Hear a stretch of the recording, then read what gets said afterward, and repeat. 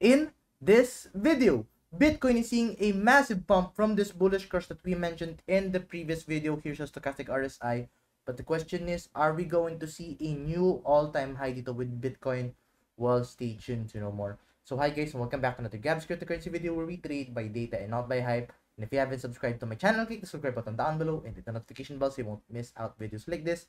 So yeah, let's now dive into this video and let's give you a quick recap of our previous analysis. Diba guys, sa previous analysis, ang minamonitor natin dito was this stochastic RSI bullish cross.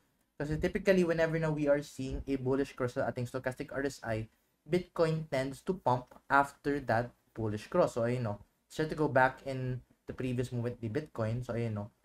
Dito sa previous Bitcoin price action ni Bitcoin, nagkaroon tayo ng bullish cross. So, we saw that rally. Same goes dito, another bullish cross. So, we saw another rally.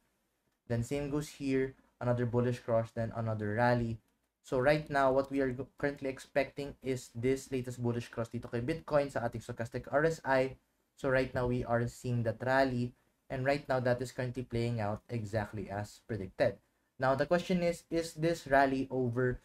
Well, let's now dive in dito sa charts and let's try to understand ano na nga ba meron dito sa ating Bitcoin price action. So trying to looking at the daily time frame muna. As you can see, in the daily time frame, diba, another thing na minention din natin sa previous video is nagkaroon siya ng bounce dito sa ating 100-day moving average.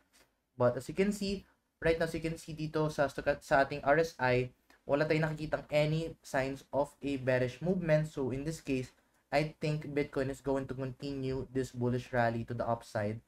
And diba, sabi ko sa previous video, ang target natin is the previous all-time high.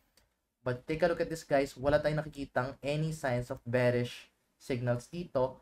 And another thing na maganda dito is, diba, previously, nagkakaroon tayo ng lower high wherein the trend is declining and we are seeing that consistent low ng ating mga previous high. But as you can see right now, mas umangat yung current high natin dun sa previous high. So in this case, we might see we might see a bullish movement na nga dito kay Bitcoin price action. So in this case, ano na ba yung magiging next target natin? So for now, ang target na tinitingnan ko dito is first things first is we must break the previous all-time high, which is the $72,000 US. But once na ma-break natin siya, then ito yung magiging target natin. So what we can do is we can create a Fibonacci retracement from the previous all-time high to the lowest low. As you can see, 72K yung ating first target, or actually 73,000 is the first target.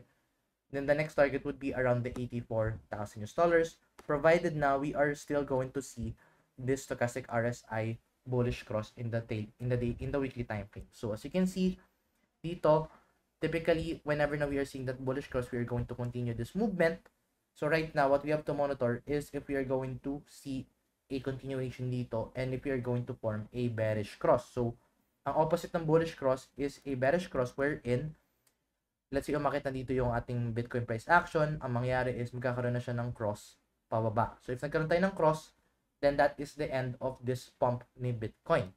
So, while we are monitoring the stochastic RSI, we also have to check the RSI dito, which we mentioned, if magkakaroon tayo ng bearish cross, wherein, or actually bearish divergence, wherein the price is increasing while RSI is declining. So, in that case, if nakakita tayo ng ganong signs of ganong analysis dito sa ating RSI, then that could be the end of this bullish pump ni Bitcoin. But right now, it's actually looking good and I have actually opened a new long position dito kay Bybit. And para sa walang account pa kay Bybit, make sure to use our sign up link na you can find in the description down below if you want to claim up to $5,000 US bonus. But yeah, right now, the next target dito kay Bitcoin is the 84,000 after the 73,000. And yeah, right now, we are seeing a lot of bullish signs not only in the stochastic RSI but as well as in the moving averages and sa ating mga RSI. So a lot of indicators right now are telling us na we might see a new all-time high dito kay Bitcoin. So this is actually looking pretty exciting. So if I were you, I would actually now be looking at this charts ngayon and start to considering if we are going to enter into a new long position. So if wala pa kayong alam kung paano mag-open ng new long position, you can actually check out our Gabs Crypto 101 playlist na you can find the description down below.